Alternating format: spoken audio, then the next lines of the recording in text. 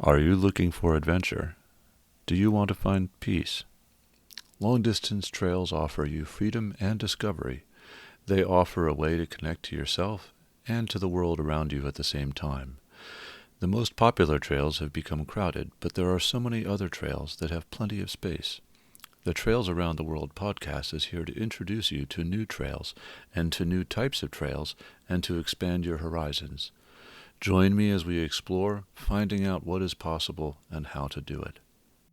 Rox, welcome back. Hopeful, thank you for joining us. Welcome to the Trails Around the World podcast.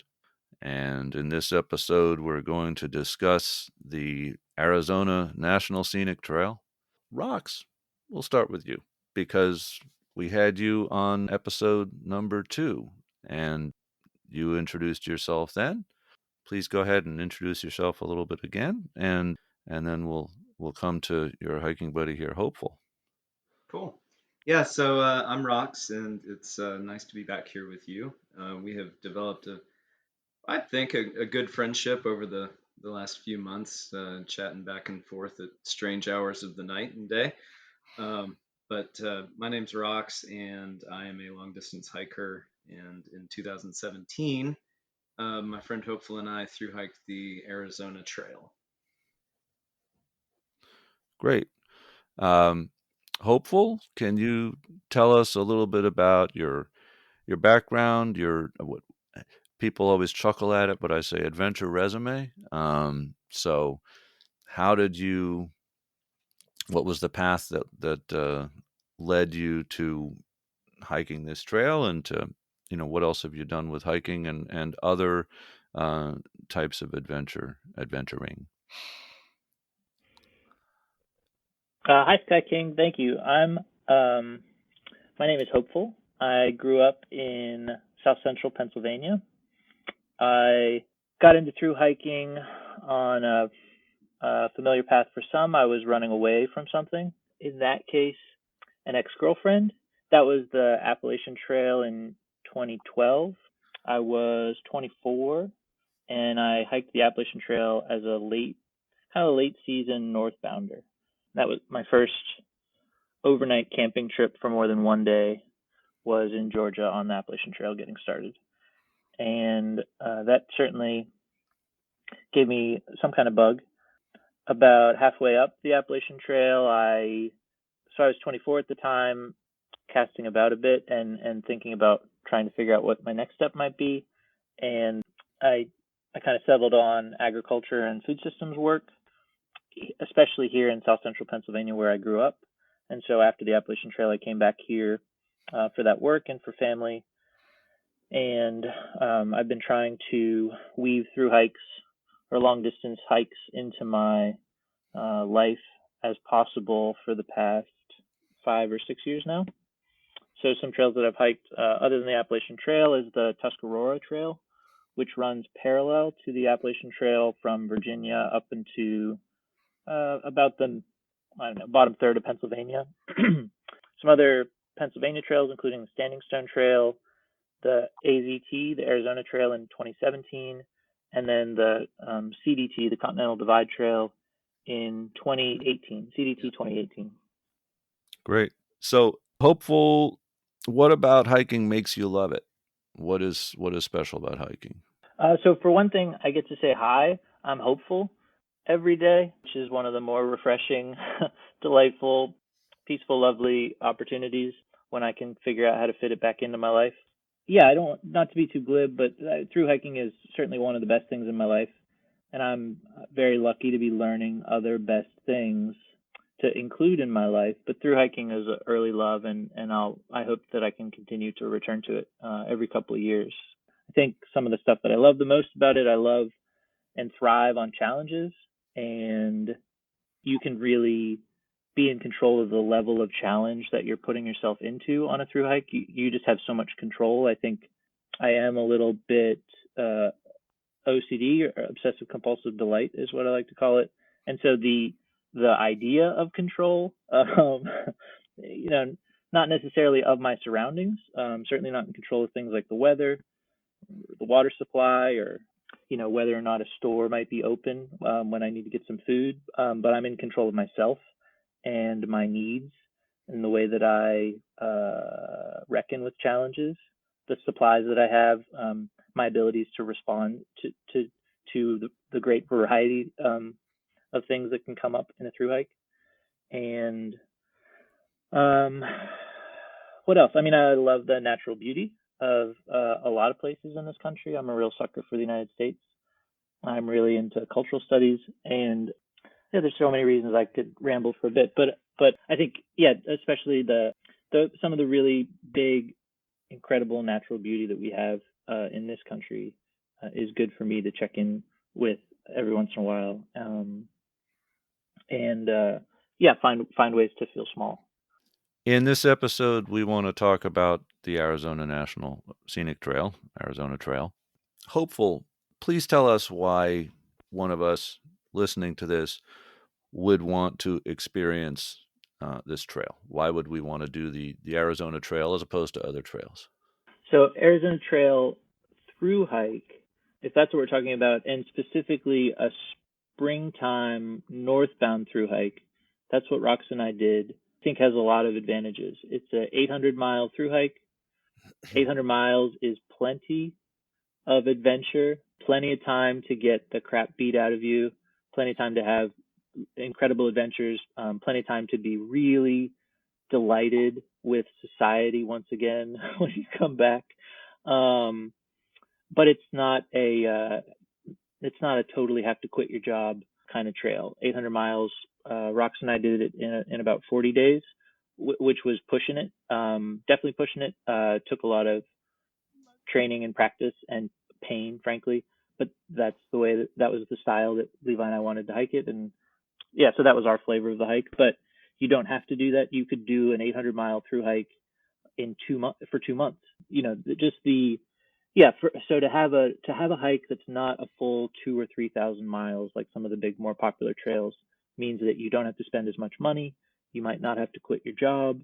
You can actually you could hike more comfortably if you wanted to, if you had a finite budget, and it's also a great way to prepare for a longer through hike. So the AZT in 2017 was my real break-in learning curve for desert hiking, and to our surprise, some snow hiking, which proved invaluable on the CDT, the Continental Divide Trail in 2018.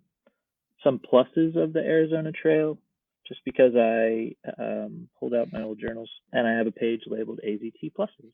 So in springtime, you have spring hiking with no ticks, which you don't get here on the East Coast. There's no mosquitoes. There's lots of water. I don't know. That's probably anecdotal though. This was in the year that we hiked, which turned out to be a super bloom year, and we did have some pretty dry patches. So, but in the first week we did have foot soaks 5 days out of 7. So I don't know. There was some water down there, which was surprising. The Arizona Trail is actually so many different trails because of the variety in the geography. There are so many different microclimates and so many different, yeah, just flavors of the trail. And there are pretty few through hikers, at least in 2017 when we hiked it, and again in the springtime going north. Yeah, those were some of the things that I most appreciated about it. Mm-hmm. What were the dates that you hiked it? We started March 8th, March 7th, March 8th, and we finished March, April. We finished April 14th. That's Right. about it. And the Grand Canyon. I'm sorry. So the only and best way, for the most privileged, fortunate humans in the world who can take time to go on a through hike and be physically able to walk across the desert and the high plateaus and then walk through the Grand Canyon, to walk 700 miles to get to earn the Grand Canyon, or get to approach the Grand Canyon on foot from Mexico and then walk through the Grand Canyon, is just such a yeah, really amazing, really powerful, really privileged experience, and my most amazing way to see the Grand Canyon I could possibly imagine. Yeah, it's absolutely true. Neither of us had ever seen the Grand Canyon before, and so for us to approach it after it was like a 39-mile day, we approached the Grand Canyon. under a full moon, and to experience that, neither one of us having ever seen it before. I mean, it was just incredible, just absolutely Yeah. incredible. It's not quite your summit. So if you go northbound on the AZT, the Grand Canyon is not quite Katahdin. You have another, I don't know, It's 80 almost or 100 miles. 80 or 100 miles north after the Grand Canyon. Right. But it is a real pinnacle. It is a real kind of concluding summit for the trail. So, and this is jumping ahead of myself, but I was reading the doingmiles.com blog on this trail, and that's James and Amy, who I interviewed for the Tokai Shizen Hodo episode. And they mention crossing the Grand Canyon and the logistical issue being you don't know when you'll arrive, so you can't really get a camping permit uh, for camping in the canyon, although you can camp on the rims.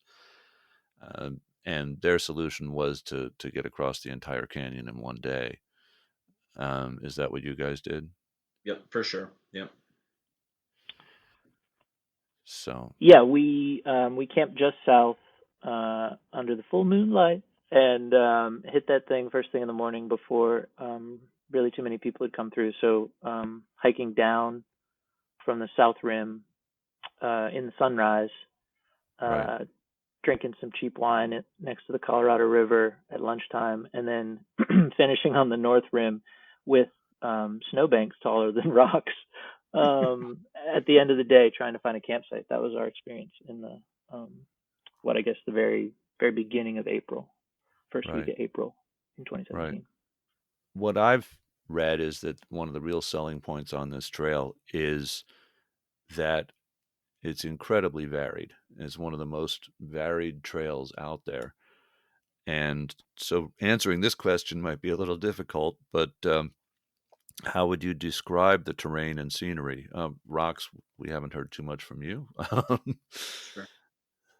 Yeah, so I mean, it's absolutely true. This really is one of the defining features of the Arizona Trail is the fact that you can be hiking through a relatively desolate valley floor in the morning under a baking, punishing, harsh sun, and by 2, 3 o'clock that afternoon, you can be at an elevation approaching 7, 8, 9, 10,000 feet, and walking through snow through Jeffrey pines so large that you can't put your arms around them, only to descend later on in that evening back into a desolate, harsh valley floor, and you're walking through just incredibly prickly. Everything you look at just wants to eat you, and you've got these jumping cholla, and you walk through the Saguaro National Park with these towering sculptural figures. It's just absolutely incredible. And then, again, you walk into these sky islands, and you're walking through incredible geology, throughout the entire length, rock formations, hoodoos that just look like impossibly stacked snowballs of rocks towering above you. And then you've got the washed sandstone of the Grand Canyon, and then you've got high plateaus where you're walking at elevations along the Mogollon of I believe it's about 5,000 feet. Is that right, Hopeful? Something I like think that. it's higher. I think just a little bit. Yeah, 5 to 8,000 feet, with pinyon pines and junipers, uh, just sculpted junipers, alligator junipers. I believe we walk by the biggest alligator juniper on the planet. Who knows how many people you could sort of wrap your arms around this thing. It's just absolutely giant, and to see all of this in such a condensed trail. uh, One of my little anecdotes was you really like all of the terrain that you would cover on the Pacific Crest Trail in 2,650 miles or whatever it is condensed into this 800-mile distance. And so that would be really one of the main selling points. It's just this incredible varied terrain. It really is beyond compare, at least in terms of anything that I've ever seen. Thanks. Yeah. Note for international audiences: 7 to 10,000 feet altitude is 2 to 3,000 meters. And what is a jumping cholla? So jumping choya, imagine a spindly walking stick with branches of nothing but prickles just sticking out at you everywhere. And at the slightest little touch, these things lose what could be described as either lobes or maybe segments, and they literally jump off of the plant in an attempt to puncture whatever it is that has caused the disturbance. And of course the objective here is to cling on to you, whether it's in your clothes or embedded in your skin for you to carry and then spread the seed. And they're just incredibly aggressive looking and aggressive behaving plants. They're simply amazing. And I'll say rocks skip the flowers. That just another thing about this trail that Mhm. so you, again springtime, you get desert cactus bloom, and then you get a ton of other little wildflowers and stuff. We were so lucky to have a super bloom year in 2017, and the hills were literally golden. They yeah, just so bright yellow with brittle bush blossoms. Yeah. It really has like a manicured feeling. It's so perfect the way it appears and presents itself. You can't imagine that you walk through a wood and an eastern wood, and it's beautiful, but it has a relatively disheveled appearance with branches and sticks everywhere. Walking through the Arizona Trail, it really does appear to be manicured. Everything it's in its place, and it has a tidiness about it. So, would you say that that's? I mean, many people have not done desert walking or have done desert and not done eastern. Would you say that that is generally true about desert versus, I mean, eastern deciduous forest, or Europeans might find the East Coast a little more familiar. It depends where in Europe. I mean, but would you say that that's generally true? You did the So CDT, for instance. Yeah, go on. I'm yeah, sorry. I think we might have different perspectives on this, having both walked desert trails in different parts of the country. Hopeful having walked through New Mexico and me having walked through California. But no, I think there was a a special uniqueness to the deserts through Arizona that really didn't look like anywhere else I'd ever been. It's also pretty well maintained. The Trail Association is pretty legit. Shout out to the Arizona Trail Association and all your local trail associations. They need you. They love you. Give them money. They're so important to letting us be out there and supporting us in so many ways. And so yeah, from what we saw, the Arizona Trail Association was really doing some great work, having a volunteer corps, continuing to build and develop trail. It's a mixed use trail, so there's some single track, there's horses, there's some single track mountain bike stuff, Mm-hmm. and then the weirdo through hikers, and then weekend and day backpackers. And so because of that use, and because of the Arizona Trail Association, it's really pretty well maintained. How did you find that the sharing of the trail worked out? Um, horses or mountain bikes. Really good. I don't think we actually encountered too much activity. Again, 4 years in like our little world of through hiking is a pretty long time. So I don't know what the conditions are like now in terms of use. Um, but I think, yeah, we saw some mountain bikers. I think we saw some horses sometimes, but there were never any issues with crowding or anything. I think, heck, on our hike we probably saw less than 5 people a day, sometimes one person a day, sometimes no people a day, like max. And so, yeah, on some busier sections perhaps, or some like more accessible sections where some folks would come out with horse trailers and stuff, we'd see people on the roads or on the trail. But really, it was relatively remote experience. What can you tell us about the history of the trail and how it came into being? The information that we're going to try to reference now are the photos we took of some trailside signage.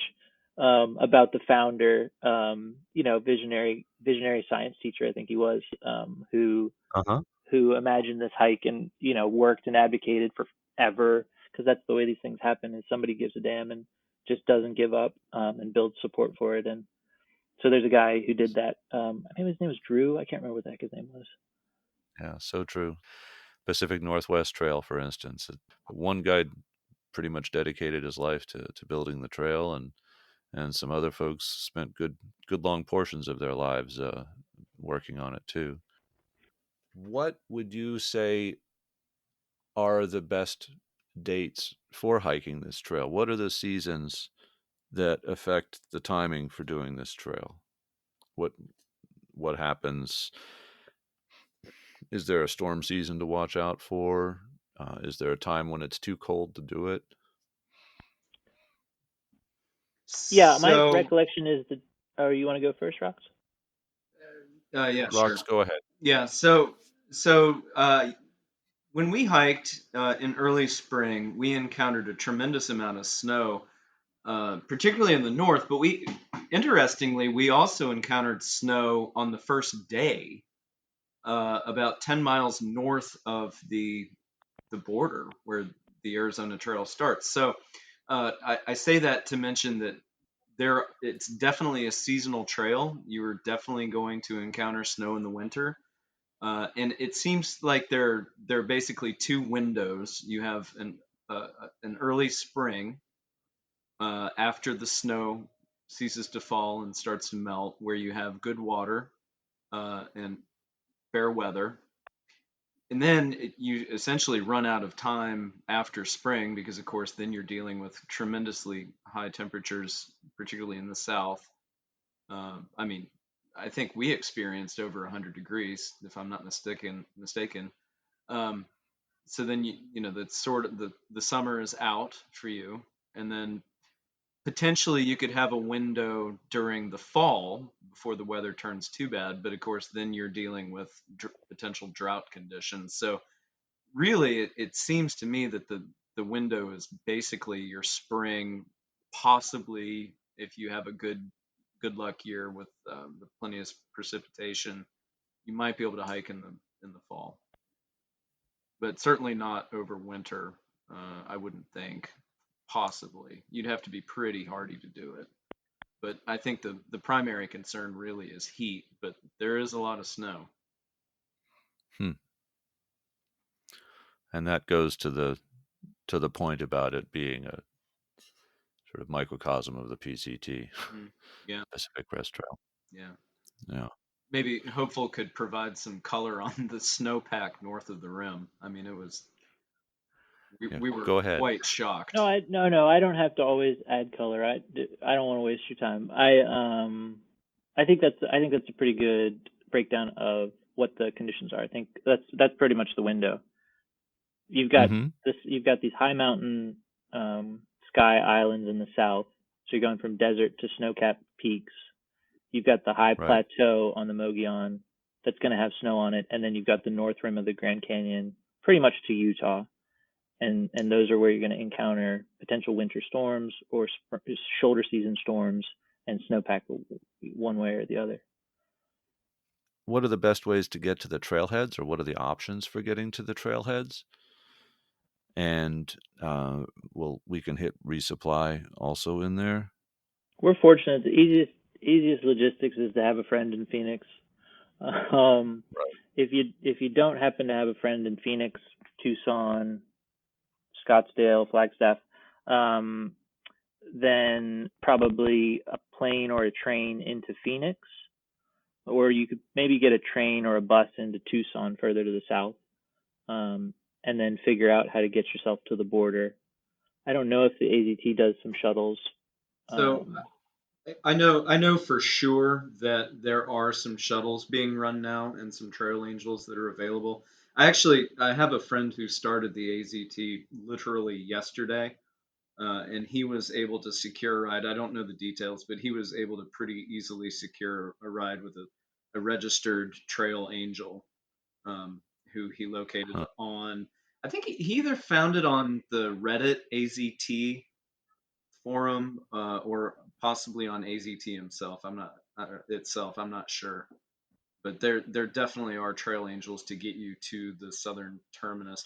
One thing that I learned was that you can no longer do what Hopeful and I did, which was to go down to visit the monument. Apparently, that is no longer allowed due to wall construction. That's what I was guessing. And the southern Yeah, border, the southern terminus is the more accessible place to start or stop. The northern terminus is way the heck up there, kind of back end of nowhere, northern Arizona, southern Utah. And so the closest town to the northern terminus is probably Flagstaff. And other than Indian reservations, or maybe some small towns in southern Utah. But So even getting back Flagstaff, from the northern terminus is a real trip too. it really is. I what is it was like a 3 hour drive or something from Flagstaff to the northern wow, terminus. right. It's literally 100 miles, but you've got to drive around the Grand Canyon. Yeah, I saw online that there is a really active trail angel network. Um, so I think that that is an option to some degree, but there's no public transportation to either end of it, I gather. No. Other logistical considerations, that you very well will likely meet border patrol at the southern terminus. Mm. It is the border. It's along one of the major routes for vehicle traffic in and out, along the southern border of Arizona and with Mexico. And so almost certainly you're going to go through some border patrol checkpoints, or just random, encounters with folks, when you're trying to get to the southern terminus, which might be something to be aware of. I know when I did the southernmost week of the Pacific Crest Trail and coming up off the border there, that was the kind of situation. And I remember we were in tents one night on the PCT, and we heard horses coming, and in the middle of the night, and it was the border patrol. You know, bright lights, shone the lights on the tent, said, "Just want to check on you," and we simply answered, and they didn't need to see our faces or anything. They just moved on. That's many years ago. I don't know how the situation is now, but is that about the tone of it that you experienced? Yeah, I'd say that's about right. We're pretty obviously American, in a number of ways, and I guess whatever that means. I mean, I can state that better. We are very obviously tall white dudes. We did not have any negative experiences whatsoever, but it was something that we were conscious of, that we might be mistaken for some other kind of traveler, on foot in the desert, and so it was just something that we had in the back of our mind, not that we had any bad encounters. Right. That's about how it was for us in the California desert too. They know what the trail is. They know who's out there. So uh, they also know that other people can be out there. So And um, we also expected that there were probably cameras. There was a drone. There was like a big blimp, or drone activity. We just kind of expected that we were being watched for the first 100 miles of the trail in the desert, and that was just I don't know. That was just an experience I hadn't had before, expecting that I was being monitored or, surveilled, while doing whatever it is that I'm doing. Yeah, right, when the parking lot where we were dropped off, there were two armored Humvee radar trucks there, with huh, poles with rotating equipment on top. Um, the engines running. Clearly, personnel inside monitoring. right, As Hopeful mentioned, there was a blimp tethered. I estimated it to be between 2,000 and 3,000 feet in the air, uh, right, that clearly could see for 100 miles in any direction. And right, we sort of walked under the eye of this thing for several days, basically from the border all the way up to the first trail town of Patagonia. You could see huh, this thing in the sky. And then also that within the first 3 hours, we sort of started late in the day. and hiked into the dark, and we're walking along, and all of a sudden there's a bright flash, and I went to investigate, and there was a camera installed, and I don't know if that, what the purpose of that camera was. It may very well have been a wildlife camera, but it may not have been. Huh. Right. Yeah. Are there cultural or historical factors to discuss? Archaeological stuff or cultural aspects of people in Arizona that might be novel for people coming from other places? I remember Rocks when you were talking about the Pacific Northwest Trail in Idaho and this sort of area. You mentioned the gun culture of basically most people who are local would be carrying a firearm if you see them out in a remote area, and one just has to be ready for that, and that's part of the scenery. Um, so are there things along those lines to think about or consider with this trail? I I don't recall any sort of references to gun culture, anything like that. Do you, Hopeful? I don't really recall that. But well, there was a tremendous. I mean, yeah. So mining, one of the first things you'll encounter in the Santa Ritas is uh, this project that they undertook where they found gold in one canyon.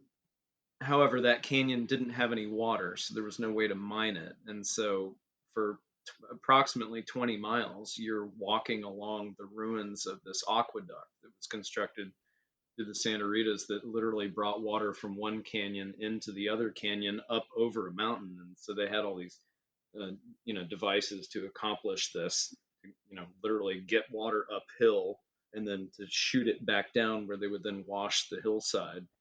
Um, and Hopeful and I had a great time exploring these things, and uh, just there's cultural iconography everywhere. It's the whole thing, the whole place has just been touched by generations of people and Native Americans. Not quite on the trail, but we went off the trail and visited some cliff dwellings, and it was, yeah, it's absolutely amazing. How ever present was that feeling? You were saying the cliff dwellings, and uh, people have been in that desert for many thousands of or many hundreds, and I'm guessing thousands. I don't know the archaeology of the area too well. How how present is that? Are there arrowheads around, or are you seeing old hunting trails or that kind of thing? Historical homesteads, any of that? So I think there was a lot of modern history making, like this old homestead that's now a visitor center. Like here's what gold mining for gold looked like in Arizona in the 1800s. Kind of Mm-hmm. kind of history reenactment and signage in that specific region. I think it was north of the Canelo Hills, probably in the first I don't know the first 200 miles of the trail. After that, or other than that, I don't think there was and the probably the Grand Canyon. There wasn't a lot of the kind of national park, historic landmark. Um, this is history as we tell it here in the United States about our last 250 years or so happening that I saw. Um, Other kind of cultural things. I mean, there are definitely Arizonans who use the trail in a number of ways that we'd interact with. So we met folks who were out there digging for gold, or who were out there, playing on ATVs and stuff, out there using all the kinds of different kinds of recreation. Just a lot of hardy Arizona folk, who were Right. almost all just, yeah, so helpful and supportive when some random people walked through looking kind of thirsty. Uh huh. So, as we're talking about this, I'm thinking about one of the most significant factors, and actually it was an impactful thing, is the legacy of agriculture that you walk through. Many of the water sources are old cattle tanks. And so we would walk by, I don't know, who knows how many, but literally dozens of old windmills attached to old pumps that would, have um, filled catch basins or whatever they could use, whether it was a hole in the ground or an ancient steel oil tank that somebody salvaged and turned into a water storage device. uh, and so you've got not only the antiquated infrastructure around pulling water physically out of the ground, but then you are also walking through live cattle fields. Who knows how many thousands of cattle we saw. um, and so, that was very impactful because we relied on some of those antiquated devices for our very existence, because you're literally drinking out of these stock tanks that, a cow drank Right. out of 5 minutes before. And, Right. I'm not even going to talk about the vile shades of green water that, Hopeful and I consumed during this. But, just from that perspective, the legacy and how much agriculture is present in these places that you think of as being desolate. It's pretty amazing. Hmm. So, um, James of Doing Miles, and James and Amy did the Tokashis and Hodo interview. He commented they have done both the Long Trail and the Arizona Trail. Long Trail was our last episode, or my last episode. um, and he commented on how different the two trails are, and how they're both wonderful trails.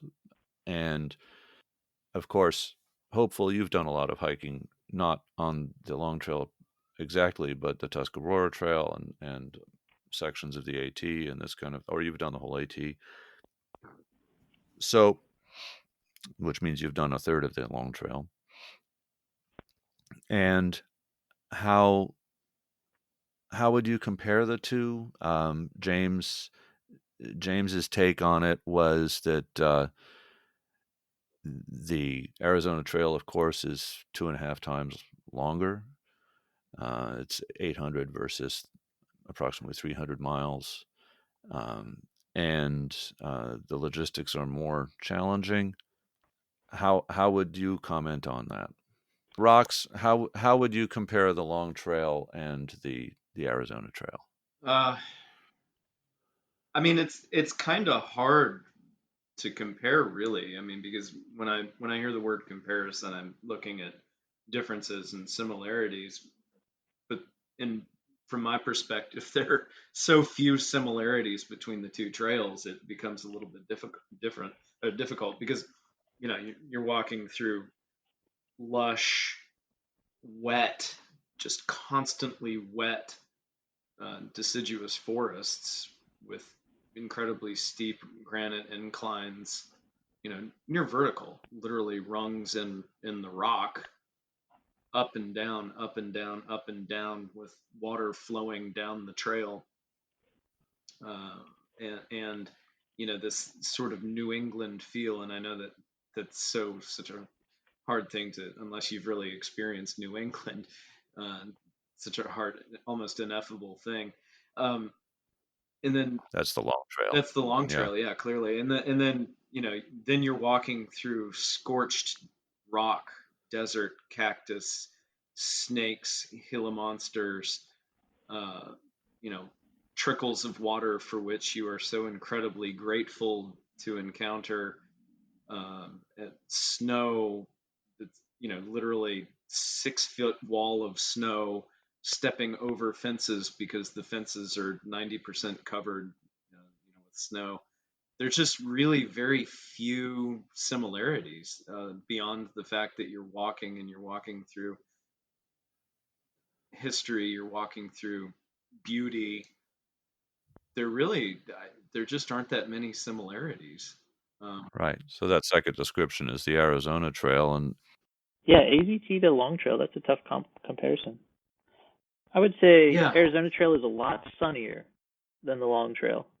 a lot more exposed. You're at Yeah. higher elevation. You're definitely climbing mountains, but then you also have more varied terrain overall. You have flatter spots Yeah, more and frequently you on are the AZT. climbing mountains, but the mountains are of a completely different nature. I mean, completely different. You have short, steep climbs versus, we would climb for what, 4 or 5 hours sometimes. Right. They don't beach up as Yeah, much. The climbs don't right. beach up as much on the AZT. Yeah. And when you did it, the water availability was not a problem, you said, right? Because it was a wet year and you did it in the season when there was the most water. Is that correct? Yeah, that is generally true. Um, I don't think we ever really went without water, but there were definitely periods of thirst, definitely periods where we had to conserve, periods where we had to carry more water than really was comfortable because we had to make, a certain distance. And then, because we found water doesn't mean that it was necessarily good water. As I sort of mentioned earlier, there were some pretty alarming shades of green from which we had to drink. Um, so we didn't, I don't, it wasn't a huge issue, but I don't think water was ever far from our minds. I would just say we had to adapt and hike in the we had to desert hike in the desert. So we had to so our strategy was to get up very early in the morning, before sunrise, walking, at first light, walk as many miles as we could before it got too hot. We'd try to build our day around finding a water source for that siesta, and so there we could soak our feet. So we did. We got to soak our feet for the 5 of the first 7 days, but other than those foot soaking siestas, it was exposed, sunny, and dry. And so we had somewhere between capacity to carry somewhere between 4 and 7 liters, probably 5 to 8 liters, Yeah. max Yeah, capacity for whatever the longest haul we might hit. And we filled up once or twice to get through some long sections. But we were able to find water every day, and build our schedule around that water. Right. yeah, it's an interesting. I'm gonna go back and read. Is it James's comparison of the two? Yeah. Yeah. Doingmiles.com. Yeah, I'm gonna read that because I'm curious. Curious to see what he has to say about that because I'm finding it very difficult to find any similarities at all. Yeah. Well, one, and I guess give them the airtime. The Doing Miles website is doingmiles.com that James and Amy do is really terrific. Partly because they are, of course, they're a couple. They've been married for decades, but um, they're very different people, Hmm. and so they each express their own opinion, which is often somewhat different. Their perspectives are different. Their likes are different, and so they give both opinions in parallel on the page. How did I like this trail? What was my overall take on the trail? And that's really cool to read together Sure. and to see, oh yeah, so okay, that different perspective, and where would my own feeling fit in there? Right. you know which one would I relate to more in figuring out a trail that you want to do? um, and of course I'm trying to bring that into what I'm doing here with this podcast as well. And so it's great having the two of you, because obviously you both have slightly different, everybody has a different perspective, so it's good to have a couple in there. And that's why I'm mentioning what James had to say as well, because their perspective is different. And as you said, you did it 4 years ago, and what James was bringing up was that since then there's been a lot of drought in the western desert of the U.S., and so water availability has been a major issue, a major logistical hurdle, and someone who's planning wants to be very careful going into this to cover those bases Hmm. and make sure that they've checked on that, and and have plans in place as to how they're going to get water. So along those lines, I should mention that we definitely relied on water caches. I'd kind of forgotten about that, but there were places where there were, um, jugs and whatever else Huh? that people had placed specifically for AZT hikers. I don't remember how many there were, but I I feel like I remember at least three, four. And I remember them because the request was that if you finish a jug, you carry it out. And so Hopeful and I would Huh. be carrying jugs, for periods of time until we got to the next trail where we could, or Right. trailhead where we could Right. dispose of them.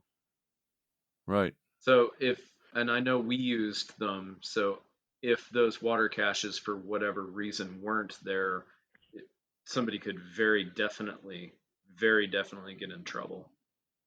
Right. And those are placed there by trail angels. Yeah, yeah, Mm-hmm.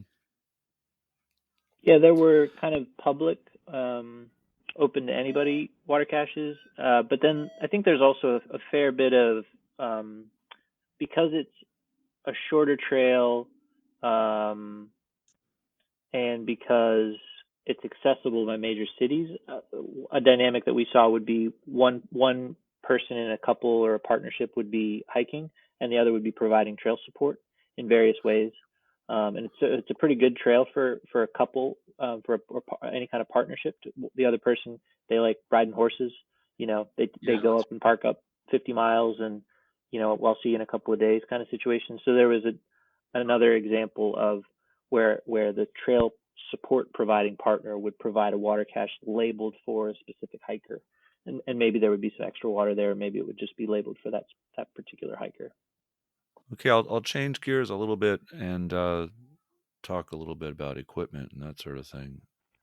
How was your equipment, if it was, how was your equipment different from what you would think of as your usual setup? Rox, what's the name for your through hiking gear philosophy? I would say minimalist. Yeah, very minimal. I didn't carry anything that I didn't carry on any of my other through hikes. The only caveat there would be extended water carrying capacity. Mm-hmm. But yeah, Rox is pretty minimal. 30-liter yeah, pack, is that what you have? Or that's what you had on yeah, that it's a trail? 30 liter. Yeah. 30 Yep. liter pack, but he brought a tent, and not much else. And he didn't anywhere chacos. I mean, in so many ways, I just remember thinking about this. In so many ways, especially when we started the trail, Rox was faster than me, and in so many ways. Um, I'm not as minimal as Rox in my kind of gear, as my through hike gear approach. My base weight is probably what on this trail was probably 12 pounds. Um, it Uh-huh. was that light because I skimped on shelter. I just brought a tarp that I didn't really know how to use, and almost got away with it. Um, but had a couple uncomfortable nights. So that kind of worked for me to drop 2 or 3 pounds in that way, and then have a 40-liter pack that I could have, comfortable with 5 to 7 liters of water if I needed it. Mhm. Well, that's saying a lot. You have to have a real suspension. I've carried 7 liters of water. You got to have a real pack suspension to handle that. Yeah, what I use, I have a ULA 2.0 is what I used, and so yeah, it's definitely got a little bit of structure to it. It's not a piece of it's not a grocery bag. um, Yeah, I know that the ULAs are known for having a real yeah. suspension. Yeah, and you have to have food capacity too, because there are some. It's not like the CDT or the PCT, but there are some relatively long stretches between resupply, so you have Mhm. to be able to fill your pack up for sure. Mhm. Especially Yeah. when you consider that you might get pinned down because of water. So to plan Yeah. for a little contingency because you might have snow, or you have to get over big mountains that might have some weather, or you might have to make some decisions based on air temperature, where the sun is, and how much water there is. So having extra food is pretty helpful too. Yeah, we definitely ran into a situation north of the Grand Canyon. where we had to decide, is this an emergency or is this a through hike? We encountered a tremendous amount of snow, and basically, I think we pretty much lost a whole day that we hadn't really budgeted for in terms of food. Um, we we finished up that section. I believe we our last meal was honey sticks, right? Yeah, Yeah, we yeah, we we were ran pretty out of hungry. food, so It was not an definitely emergency. We no. had options. We had our mental capacity. We had creative problem solving and each other. And we had But we paper were hungry. maps. Right. But we were hungry. We were. Special gear that I would definitely suggest. It's sunny as hell, so sun protection. A sun hat, absolutely. Uh-huh. A sun shirt doesn't have to be the fanciest shirt, but long sleeve shirt. I didn't wear pants because I like a hiker leg tan. I think it makes me look good. So I just worked on my skin cancer on my legs. I would also a sit pad I think is a really helpful treat on this trail because it's desert. So some little extra piece of Uh-huh. foam or a piece of Tyvek, a ground cloth, because it's just dirty. It's dirty and sandy all over the place. You're gonna be taking siestas, trying to nap under a bush or something. So to have a little ground cloth is really nice. And I carried an Uh-huh. umbrella until it broke, blowing inside out for a little while, and that was a real treat in the desert. That sounds like good advice, though, because those are things that many people would not think of, those last few. And then a basic thing Um, though, yeah. So my hiking style is as light as possible, but I'm also kind of classy. I also like a little comfort, so I want the littlest, most minimal comfort I can come up with, and maybe that's like, I don't know, maybe that's floss, maybe that's mint flavored floss, but mint flavored floss is classy. It's very nice, like well brushed teeth and mint floss, like that's very comfortable. Um, Um, anyway, just so a cool little trick that I learned from Hopeful is he is a huge proponent of those. I guess they're like Mylar emergency blankets.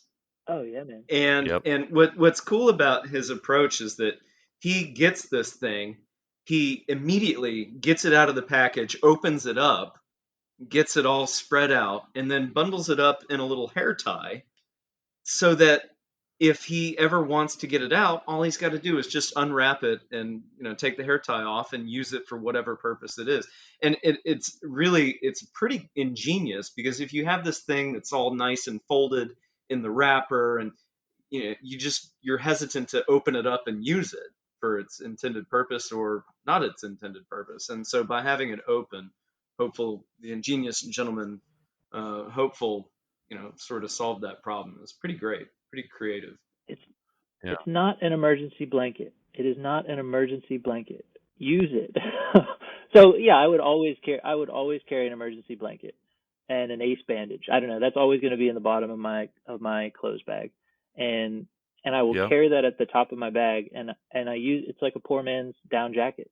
If it's cold Yeah. as heck, you got your rain jacket on. You bust out your rain jacket, wrap your core in your emergency blanket, put your rain jacket on, and you're good for a 10-minute break, and then get moving again. Yeah, Yep. And it weighs nothing. yeah, really, it's really useful. Well, people used to call them space blankets because they were developed in the space program in the 60s. And you can see them in all the old, you can see that material in all the old photos of paraphernalia floating around at the space station or in space or whatever. And uh, just side story, I know Ray Jardine, who's Cool. the father of ultralight hiking, and really, Yeah, that's some uh, radar gene shit. I mean, Ray and Jenny, who and they live in Arizona, Mm, but Ray and Jenny Jardine are really just the parents of mhm. so much of this through hiking that's happening now, and certainly parent of ultralight hiking. That's where it starts. And one of Ray Jardine's original ideas was to take an umbrella and basically cut off everything that weighed something that he didn't care about, and then glue or stitch mylar onto the top of it when he was walking through the desert. And it's just what you're talking about, you know. So uh, Yeah, Mylar might be a good thing to think about in the desert because it does reflect so much heat and sunlight. So my next question was going to be, what do you wish you had taken? But it sounds like that's your favorite piece, your favorite pieces of equipment there that you just mentioned. I think we, Anything yeah, to add? I think we planned this hike. So I think we probably planned this hike for about a year, and I'm a real planner, Uh-huh. and so my Yeah, pack was he pretty planned it. dialed in.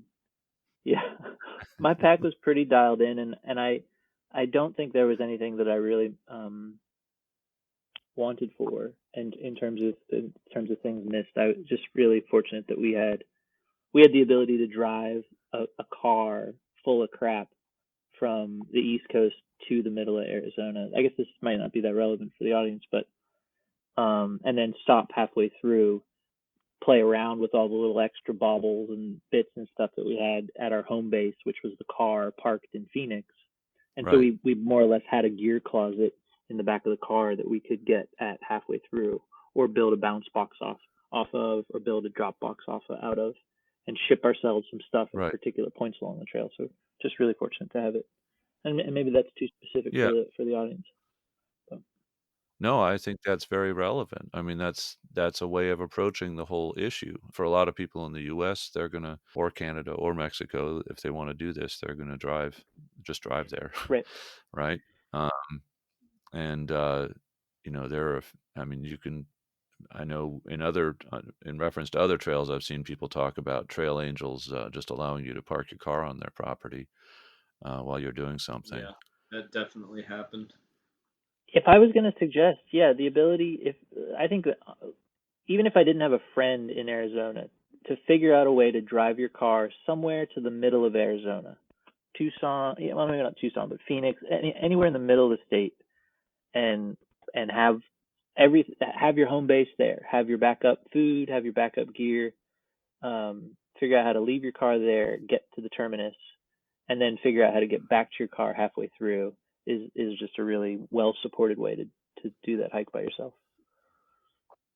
Well, even if you're coming internationally, Mm-hmm. you could fly in with a couple of big suitcases and leave them at a hotel or Mm-hmm. uh, with a trail angel or something in Phoenix or whatever, Mm-hmm. and be able to return to those things and then just fly out with the same two suitcases. So that's actually a very interesting thing to add to this. Rocks, we sort of skated by your setup. I think you still hike in Mm. sandals. Oh yeah. This was another. I mean, you did the Pacific Northwest Trail in sandals with all the thorns and everything. So you did this in sandals also with all the cacti on Yeah, them. yeah. They're really the cactus in terms of encountering it and winding it up with it in your skin really is not. It just didn't happen to us. I don't think. Did you ever get pricked? I don't think so.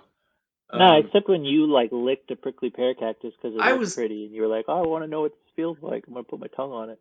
Yeah. So prickly pear cactuses, they look smooth, They but look it so turns out they smooth. have tens of millions of tiny microscopic needles. Turns out they're cactuses. I swear to God. But the thing of it is, that, I mean, really, if it just looked so delicious. I can't have been the first person to have done this. It's called Really. a prickly pear, and it turns out it's a prickly pear.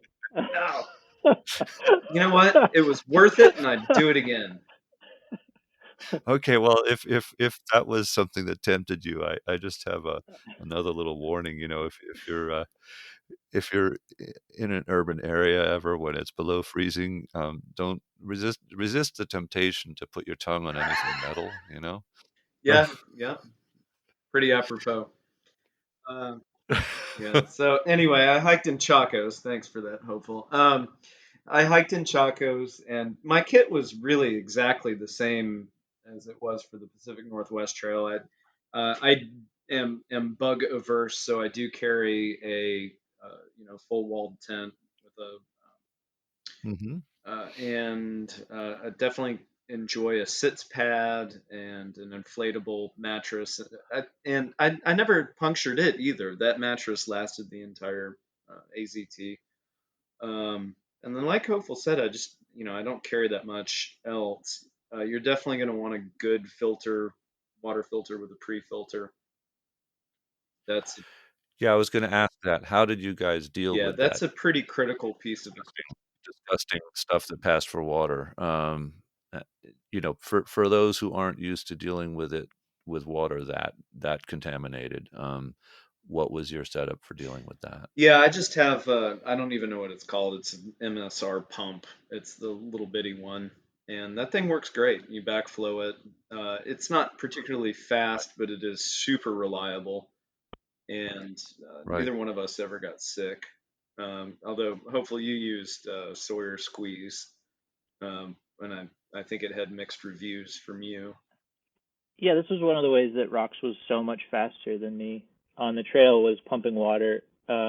He had it was a MSR Hyperflow, which isn't made anymore. It's kind of like a red cylinder manual pump um, Uh-huh. that probably has a I don't know a 2 foot rubber hose connected to it, and on the end of the rubber hose has a pre-filter. And so one, you can dip that thing down into troughs and stuff. So you get up on top of a cattle tank that's got big walls and like a little portal or something at the top. You can kind of go fishing with your Right. length of hose. Yep. So Yep. so to have that ability to get down to some almost empty water tanks was a pretty helpful thing in the desert at night. I started carrying a water filter just like Rox has. Used it on the CET and continue to use it now just because I thought it was so good. The Sawyer worked fine, but got clogged up because we were going through some pretty nasty water. Even with um, taking a bottle and covering it with my bandana to try and filter out some of the muck first, or a coffee Right. filter or piece of mesh, any of that kind of stuff. It worked okay, but the Sawyer still just got too gunked up with cattle trough water. So I wouldn't recommend a Sawyer in the desert on that trail. Right. So the using drops like Aquamira or something or iodine or whatever is definitely out for this hike, right? You want to be using a purifier, something that'll filter, right? I Yeah, carried drops as a backup, yeah, and you could use that once you get north of the rangeland. When you're up in the high mountains, works just fine. When you're up in any place where there's snow, up on the Mogollon Plateau. I mean, there's a bunch of deer up there, I guess. So scratch that. Yeah, I think a filter Right. is really best on the AZT, and then maybe Uh-huh. additionally some if you don't like the idea that you're drinking filtered cow water, then bring some flavoring Right. packets or something to Right. take the stink off a little bit. That's right. And Rox, what would you say your base weight is? I have no idea. Maybe Okay. 10 pounds, 8 pounds. I don't know. What's your guess? Hopeful knows my gear better than I do. I do. I bet it was like 9 pounds. We both had pretty light setups, but we both had good warm down bags because it got cold. And Yeah. it will get cold, even though it was hot as heck. I had a 20-degree down bag that was the true 20-degree Nunatuck quilt, and Rox had some good brand Feathered Friends or something down Yeah, sleeping that's bag that it. really Feathered was Friends. essential because we were dealing with cold stuff. Yeah. Yeah. So yeah, so you're both in terms of metric weights, you're both in that 4 to 6 kilo range, which is very light. That's one change of no change of clothing. You're wearing what you've got every day. Yeah. Yeah, pretty much. I mean, I did have some long pants. I have the Patagonia uh, Houdini. I have Houdini pants and a Mm. Houdini jacket. So I could Right, get pretty bundled up and obviously I had a nice puffy. Definitely needed a puffy. Um, and yeah, right. with that it weighs nothing and you can get pretty warm. You can get pretty toasty. I often tend towards using a synthetic puffy, but that's the kind of place where you could use a Yeah. down puffy because it's not going to be wet, right? Yep. Yeah, it does not rain. It just Yeah. didn't rain, and so yeah, down sleeping Didn't it bag. didn't rain until Hopeful didn't know how to set up his tarp. That's right. That's right. Yeah, there was that one night, right? as, as long as there's only one, and you're telling stories about it later, you're fine. It's fine. Yeah, Yeah, It's Hopeful, I always. wasn't gonna mention that until you mentioned my licking of the cactus. but it was a pear cactus. It looked delicious. Yeah.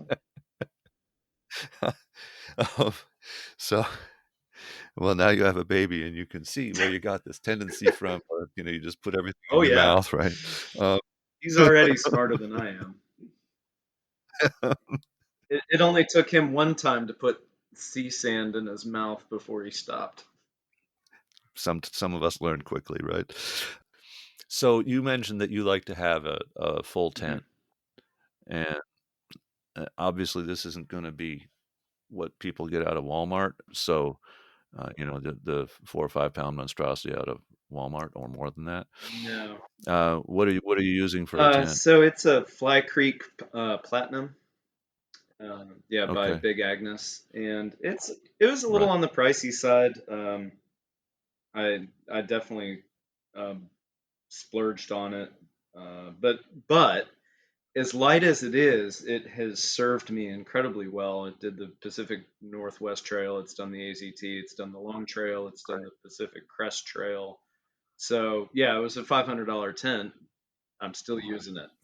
right, and it's I've forgotten what that other material is called, Cuban, right? And then they've got it now. They call it DCV or Yeah. something, but it's nylon instead of the Yeah, fancier yeah, it's material, just right? nylon. I'm not a gear person. I really could not care less about what things are made of and things like that. I was really just looking for a very light tent, and I Right. think they had the Cuban stuff out then, but I don't know. It's just not really important to me to do a bunch of research.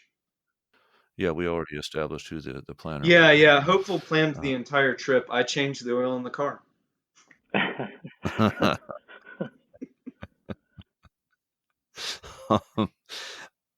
so I'm listening to this now. It's an 800-mile trip. You did it in 40 days. That means you were averaging about 20 miles a day. Did you take many 0 days? Did. No. Well, we Oh. had some. I didn't. I Some guess. disagreement I guess. here. I don't know that. So a 0 day for you is not. I guess we got to clarify. Yeah, my recollection was we were planning 80 miles, 40 days, and we thought, okay, if we can get our daily miles to 20, give or take, we're like, we can do that. We can hike 20 miles a day. When you do that math, though, when I did that math, I didn't take into account that sure, that's 20 miles, but even if you don't take a 0 day, you still have to get into town, and you're gonna, by default, by going into town to resupply, gonna have some Nero days. And so you thought like, oh yeah, you're gonna do 20 miles a day. At 20 miles a day, that's with our baseline, with our kind of baseline fitness and the training that I did, so that Levi wouldn't leave me behind before hiking the AZT. I thought that was going to be fine, but then we got into a situation where we'd have to get into town every 3 to 5 days, and on the day we went into town, we only did 8 miles, or 6 miles, 12 miles, and so our average mileage had to be much higher to keep up with our pace, so that to keep up with our average pace, so that we could get back home before we lost our jobs. So I don't think we didn't have a 0 day until Pine. So I guess Rox is right. We didn't have a 0 day until, well, I guess until halfway through, really. We took a 0 day in Scottsdale. Kind of had a dense break, like a day and a half, like a good solid zero, not like a bunch of little zeros. Consistent cumulative rest time, and then got back out and kept at it. And then I guess we only had a Nero in Pine. By my recollection, we had a total of 4 0 days. Yeah, that Right. sounds about right. That sounds about right. So So I guess that's not so very much. Is that what we you were didn't saying? we didn't really plan. So we planned our 0 day with Alex in Flagstaff. The story that has yet to come out is that Rox developed. what do you call them? Shin splints about Ouch. 500 miles in, I think. Is that right? 500 miles in? 500 miles in. I'm going to Yeah. speak over you this whole time because it's just remarkable. No, I'll stop. I'll shut up. Shut up. I'm sorry. No, go ahead. Go Go ahead. on. Let's just come on. No, Come on. no. I know you You have want to tell to. your. You tell your story. No, you tell your story. So, old Roxy here, he developed shin splints, and it was, I wouldn't say it was really debilitating, but it really did kind of put a hurting on the trip. And so this is a bit of a cautionary tale. Hopeful was talking about the gear that he carried, and he did mention an ace bandage. So I'll kind of bring that back. Hopeful's ace bandage was absolutely paramount and incredibly helpful for me getting through this. So I developed shin splints, and we were on this incredibly tight schedule. So they're really like slowing down wasn't an option. So when they developed sort of overnight, I recognized that I was in trouble, but continued to hike before I really said anything. And then by the time the pain got too bad, you know, we had to do something. So we stopped early one afternoon. I replaced my shoes because I think the Chacos that I was wearing had, I think when we started, they had some huge number of miles, maybe like 1,500 miles or 1,200 miles on them. When we, On a pair of yeah, when we Chacos? started. This is right. Are you remembering? Are you remembering this correctly? Yeah, that's about right. That's about right. Yeah. So Levi's walking okay. on two pieces of cardboard inside of rubber, inside a You tire tread. a pair No. of a pair of the usual running shoes, they die at like 4 to Oh, 500 I know. miles, and you're running Chacos 4 times Oh, as far? Oh yeah, absolutely. Until he got Sandals shin do a splints lot. 500 miles up an 800-mile Yeah, trail. well, there you go. That's right. 2,000 miles in. Amazing. The footwear stopped being useful 2,000 miles in. Yeah, no surprise, right? Yeah. Well, like I said, yeah, I'm not a shopper, and I'm not a gear guy. So anyway, so I put my thinking cap on. How do we salvage this? How do I maintain the miles and still have a good time? And so, Was that cap made out of well, Mylar there? yeah, right. So I ordered some new Chacos and had them ready in Flag. I also So we took a day off in Flagstaff, and it actually worked out very well because we took that opportunity to I guess we rented a car in Flagstaff, drove back to Alex's house in Scottsdale, picked up my car, and then shuttled it up to um, back up to Flagstaff. And in the interim, we were able to secure a spot to park it with some really nice family, and he let us park our car there. We took a 0 day. Well, that actually was our 0 day when we drove down and drove back up. So it wasn't exactly restful, but it was a 0 day.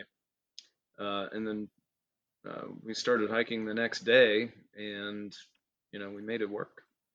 So just to translate some of this for people who might not be familiar with all the terminology, first of all, 20 miles a day is over 30 kilometers a day.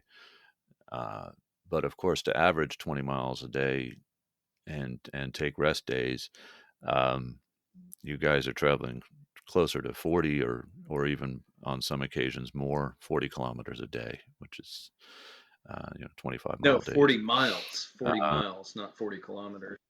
you did well. 40 kilometer would be like a 25-mile day. So did you do any 40-mile Yes, days? yeah. Maybe like one. Because Yeah. that's like a 60-kilometer day. Yeah, I think Yeah. we did. I think we maybe did one. we did one, but we did strings of 30s. Yeah. So that's a marathon. I mean, marathons are what, 42 miles, right? Or Marathon's is it less? 26. 20, 26. Yeah. So you're talking about 1.5 marathons almost in a day of walking, and not in the most gentle terrain in the world. Um, this isn't walking like along the beach. The other things I wanted to mention were Nero and Zero, which we're using, which are American through hiking terms. A zero means 0 mile day, so it's a rest day. And a Nero is a near zero day, so it's a rest day where you had to do a little walking. You got up in the morning, you walked, 5 or 10 kilometers into town, and then you took the rest of the day off, and then the next morning you started walking again, but you spent the night in a hotel or something. And other than that, you guys, I mean, this is a trail. Just to emphasize, this is not a trail where there are hostels along the way. This is a trail where you have to camp the whole way. Uh, Hmm. right, Yeah, no shelters, just tent camping. right. Um, so for someone who's looking at doing this, of course, it's coming out that there are a lot of skills and knowledge and experience that you both brought to this endeavor. Um, uh, what where would you recommend that the average person start? Uh, what's the most efficient way for people to acquire this knowledge or to learn how to do something like this, to acquire the uh, knowledge, skills, and abilities, as certain entities like to say, to be able to do this? Yeah, so I was just pulling up my old notes, my old project plan for this to try to remember where the heck did I pick up these skills? Um, so for me, I had some hiking experience already. Had through hiked the Appalachian Trail and then some other shorter stuff. So the idea of building an itinerary, having a sense of how many miles on average I could hike a day, what sort of strategies I needed to be able to maintain a schedule around daily miles, how that would work with getting into town, how that would affect my mileage, doing it in this specific time frame that we set up for ourselves. That was our own challenge. That was our own specific challenge. If you don't have the time pressure, then you don't have to worry as much about daily mileage and any of that kind of nonsense. That was just a little extra icing on our cake. The one skill I was really interested to build on this hike that I did not have prior was desert hiking. I had never really been in the desert, never hiked in the desert, but I went with someone that had been in the desert and that I trusted to have that one, he was relatively sane, and that the two of us combined were a relatively good, safe decision making team, that we had the ability to communicate with each other, evaluate risks, and not get in over our heads too much. So um, that's why I felt confident to go learn desert hiking skills on the trail. I think Mm-hmm. before starting on the Arizona Trail, um, doing a through hike, especially from the south, um, having experience hiking in very exposed conditions, having experience carrying that amount of water, understanding the way to travel through the desert, which for us, what worked, which is either night hiking with a headlamp, or a flashlight, or starting very early in the day, getting miles in, finding a safe, ideally within proximity to a water source siesta spot until 4 or 5 p.m. So really just chilling out for like 5 or 6 hours, and then hiking 6 p.m. after the sun starts to break, to into the darkness. Um, I think that's just a really integral skill, and that's probably the biggest risk. I think is probably exposure, dehydration, getting hurt out in the desert when you're just getting started. So I think desert hiking skill is really important skill, knowledge, and ability to either have or have in your hiking partner that you trust. In addition to that, then probably, and if you're doing it in the springtime, then probably something about snow travel. Um, Talk talk and about talk about orienteering, helpful. Yeah, and I would say have a plan for navigation that has two, um, that has a backup. So there is an app. There's probably a number of apps, but the Guthook app, is it still called Guthook? Yeah. Um, the Yeah. Guthook app has a good Arizona Trail, version. with good years of hikers putting information into there about water availability, and works really well.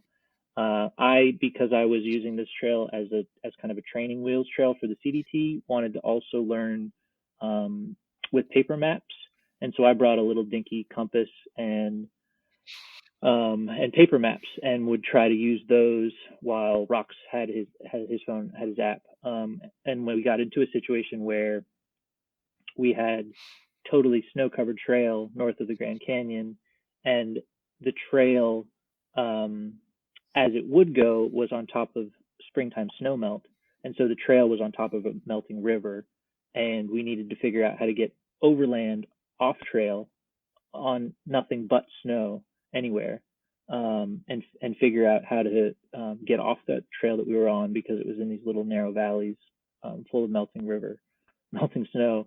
Very Um, dangerous.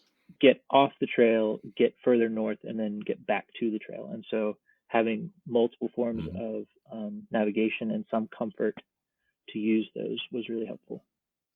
Yeah. We Right. were able to use technology in that circumstance, but the problem we had was one of battery capacity. And Right.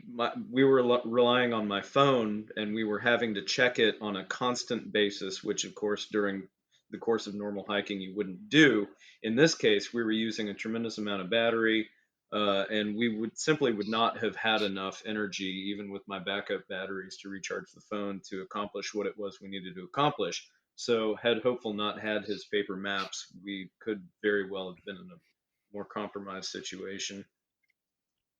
Well, my mother's That's listening. My interesting. mother's listening to this, and mother, I can hear you squealing. I can hear you squealing in the future.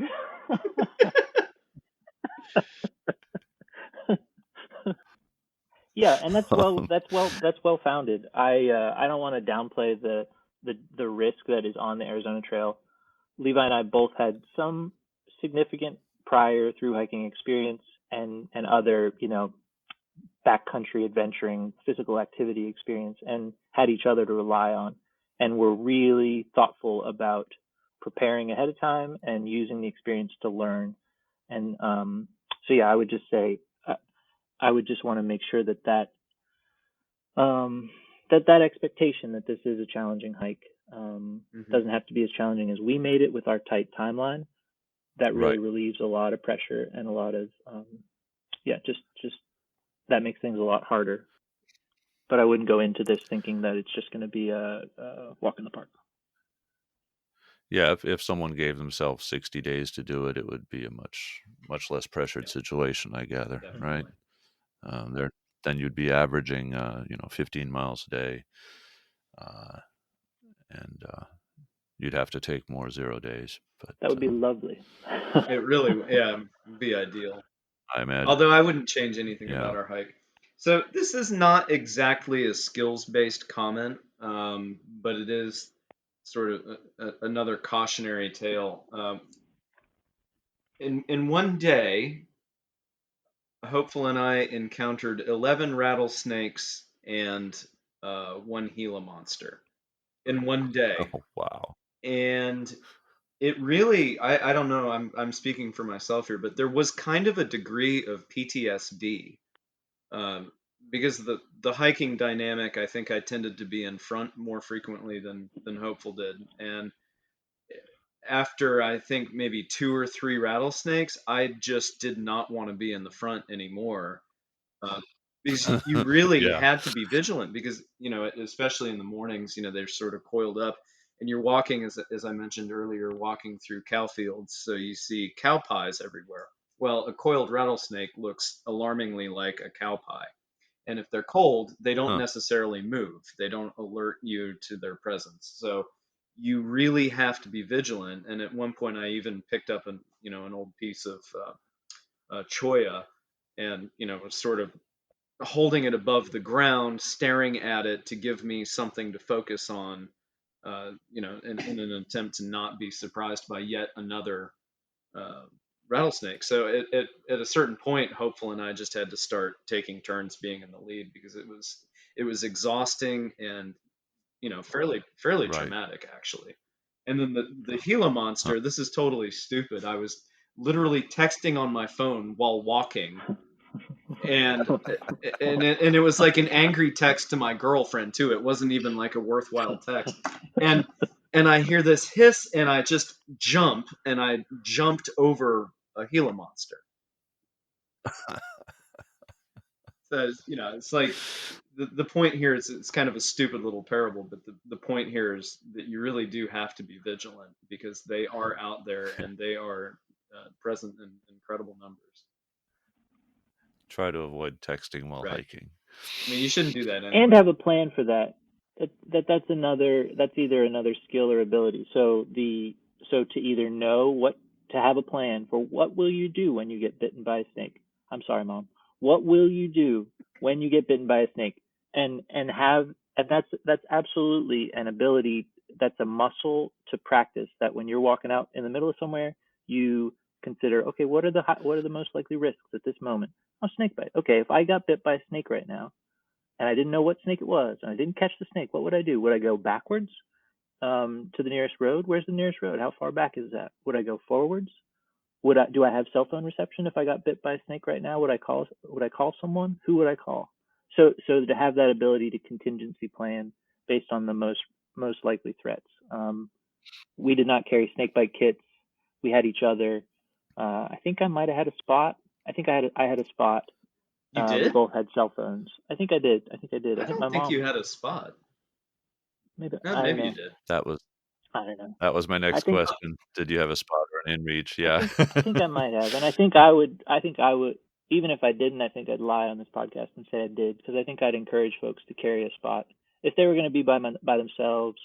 Because there's definitely risks, and I carry a spot not to push the button because I don't have the money to pay for that. But just in case, and that's a small weight penalty that I carry for my family.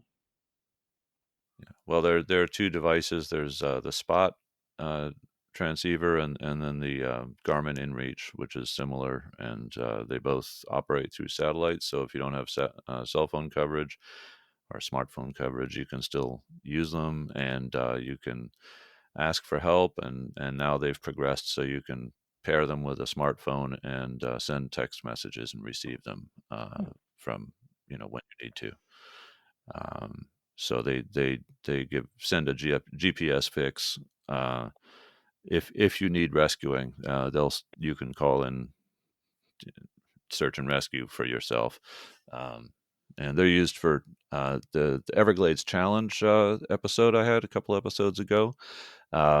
They're required equipment, and they're actually used for that event. The way you watch the event is you get online and you can watch the Spot Hmm. transceiver um, uh, markings of the sailors as they are moving along this 300-mile course along the coast of Florida. um, and you watch them online and you watch the Spot transceiver or InReach transceiver marks as they move along the Hmm. map. And then they post videos as they go, Wow. whenever they get in cell phone coverage. Hmm. Um, So that just happened last week or 2 weeks ago. 2 weeks ago that was uh, that event, that Everglades Challenge. But yeah, those are very useful devices, and they're a lot cheaper than buying yourself a satellite phone. Satellite phone's going to be up, what, $1,000, $1,200, whereas these things are $200 or $300, and then the subscription is much less expensive than a sat phone subscription. Um, Where can other people learn about this trail? What are the best books or maps? You mentioned Guthook. Um, I've seen Guthook. This is an app for a smartphone that works in conjunction with GPS. That should be on your smartphone. Make sure you have a good enough smartphone that it has GPS in it. And So Guthook is one. Are there other apps that one might want to look into? And you were saying you had paper maps. Did you have paper maps that covered the whole route? Where did you get those paper maps? And what other places did you look to research for this? And what other sources of information were there? Go ahead, Mr. I was Preparation Guy. You can. Can I I'd call you start with Preparation H? that's funny. I would No. I would start with the Arizona Trail Association. They have a data book. They have I'm pretty sure they have a curated list of resources. It's going to be more up to date than the blogs, the like through hiker blogs that I was reading in 2016 to get ready for this. Um, though I know why I don't know. They're like I'm so old now. All my references are 5 years old. I know there's definitely some through hiker blogs out there of folks that have hiked the AZT, and I think that's for me that's a really good way to learn to Uh-huh. because a hiker who I know I can see what experience they have. They're going to share their gear list. They're going to share their trail journals, and I can get a sense of what their experience is like, and I can take the pieces of their hiking style that I like, and then kind of plan it, fit it into my plan. So I think it's vague, but through hiker blogs of people who've hiked the Arizona Trail Association website, um, the Reddit Arizona Trail the Arizona Trail subreddit on Reddit, and any Arizona Trail Facebook groups would be the first sources that I would check. Yeah, I think the Mm-hmm. Facebook groups tend to be more active than the Reddit. I don't think there's much traffic on Reddit. Yeah, maybe that's changed over time. Um, And then, yeah. So I think the Arizona Trail Association is really the best place to get Arizona Trail specific things. But then there's so many other sources of information. If you break the hike down, so okay, we need to know desert hiking. So what are the skills we're going to need? Um, we're going to need sun, very exposed hiking. We're going to need to prepare for very exposed hiking, potentially snow, potentially cold, very sunny all the time, potentially no water.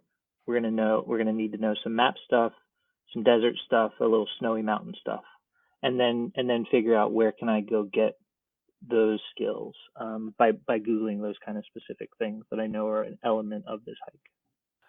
Rox, do you have anything to add to that? No, not really. I noticed in sort of my preparation that the Arizona Trail has officially recognized the Gut Hook app as their official mapping system. So I thought Really? that was kind of interesting. Um, Yeah. and as I was perusing, the Gut Hook app had been pretty well fleshed out in 2017, I thought. But while I was just looking at it earlier today, I mean, wow, what a tremendous depository of information. Is that the right word? Depository. Anyway, there's a tremendous amount of information there.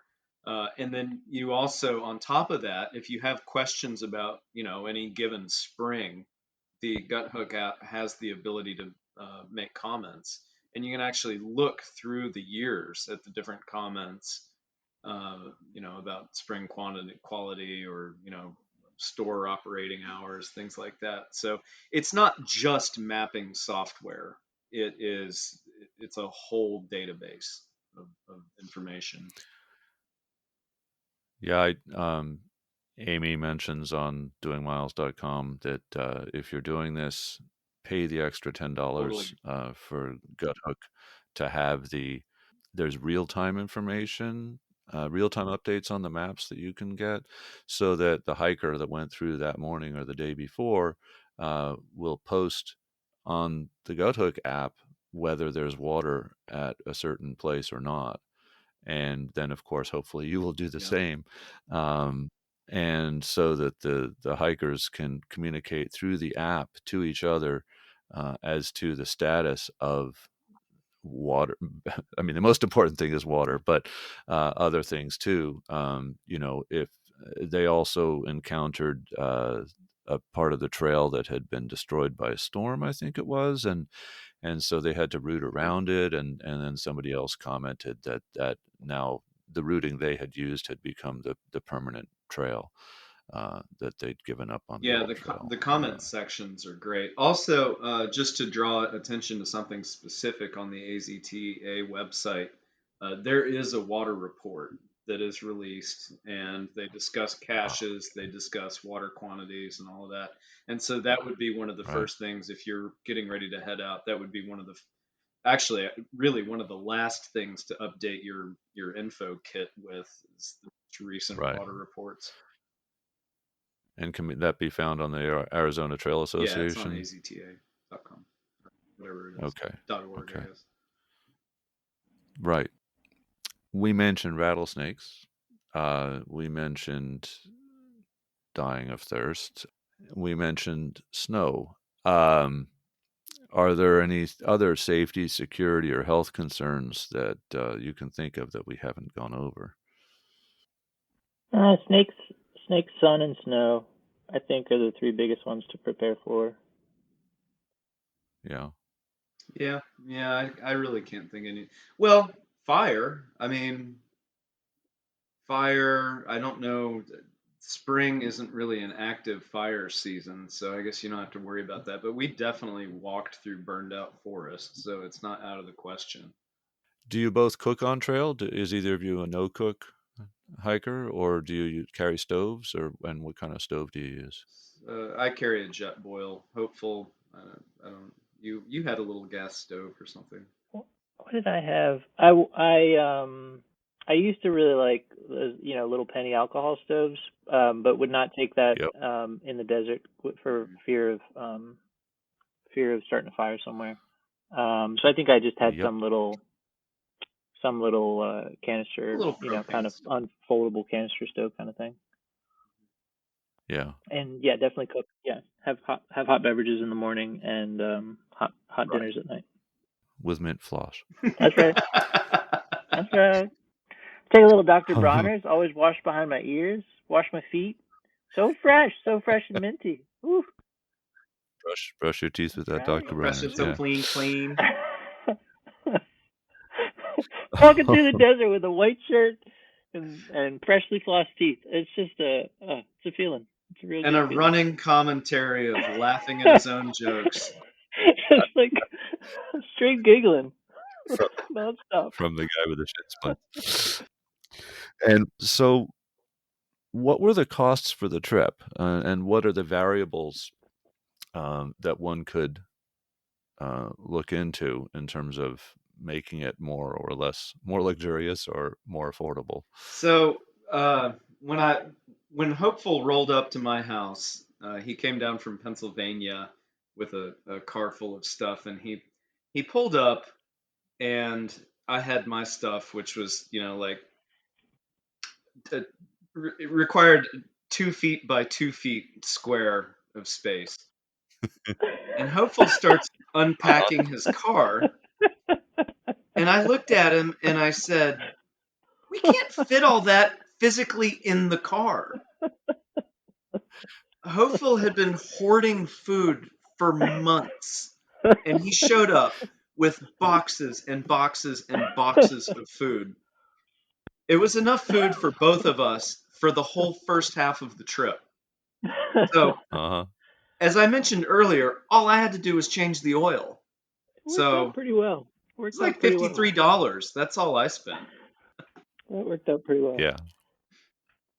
Well, that's like me when I ship myself food on the John Muir Trail, and I ship myself more than would fit into my bear Hmm. canister. It's like, well, that's not coming. I guess I'm going to be eating a little less than I thought for the next few days. The No, math that I Um, use. Oh, are you done, Levi? no, I go don't ahead. want to interrupt you. No, go ahead. I was just gonna say the math that I use is 1,000 miles. I mean, I'm sorry. The math that I use is $1,000 a month, plus or minus, depending on how comfortable I want to be, plus uh-huh. travel to and from trail, whatever that's going to cost, Right. which you can kind of get a Yep. pretty good estimate on.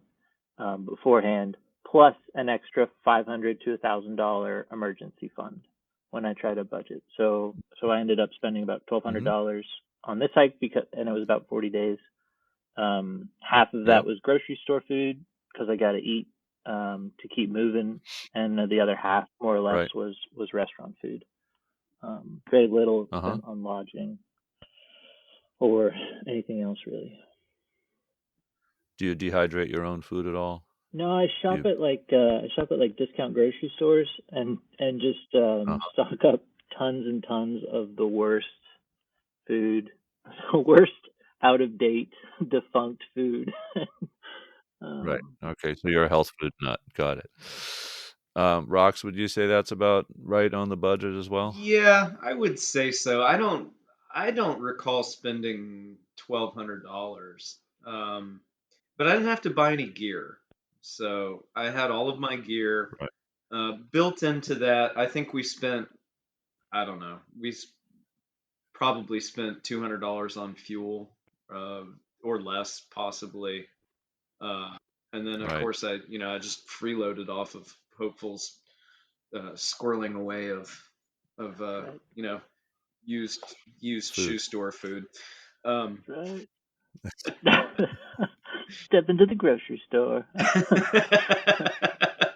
Oh, um, so yeah, I think I do think though, in my outside of my circumstances, I think Hopeful's right on the money.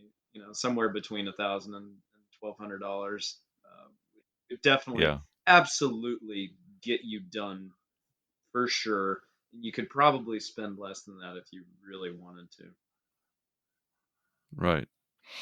And how, and I'll do this for each of you. Rox, you've answered this question before, so we can start on you because you'll probably just rehash it. But um, how did you make space for this in your life in terms of time and money? Right. And Yeah, definitely. It's a rehash. I am more or less self-employed, and I live very simply, so I carry no debt, uh, and I can kind of squeeze some time out of my work schedule without angering too many people. Obviously, and this would have been I would have said this previously. That's getting harder and harder, particularly with an infant. yep. But it wasn't. This trip wasn't too bad. Although we both, Hopeful and I both had tight deadlines. I think I had a present. I think actually we both had presentations on the 19th or something that we had to be back for. Uh, Right. so the budget thing wasn't really too big of an issue. The time was a bigger issue, but still we managed to do it. But clearly it was an issue because we had such a tight timeline and such an aggressive hike in order to accomplish that goal. Yeah. So hopeful. How about you? So for the Arizona Trail, 45 days was about the very max that I could possibly negotiate for some kind of leave of absence and all of the holiday time or paid time off that I would have accrued in that year, take it out ahead of time that I'd pay back over the rest of the year. Just whatever extra 12 to 24 hours I could finagle out of the job that I had at that time, to still be able to come Yep. back with employment. Um, and then that job was relatively seasonal. So I was working for a nonprofit doing a lot with local fruit and vegetable growers in the harvest season, so from the summer until December or so. So that's one of the reasons the Arizona Trail worked, was because we could sneak it in a month Right. and a half or so in March, April, before the growing season got really busy here. Well, and that's a major issue here. I mean, people think of doing the big three, but they can really only be done uh, either by a very small minority of people or more normally during a phase of transition in your life, like just after you graduate from college or just after you retire, because you have to take 4 to 6 months out of your life to do them. And an 800-mile trail is possibly at the raggedy edge of what uh, most normal people can fit into their life.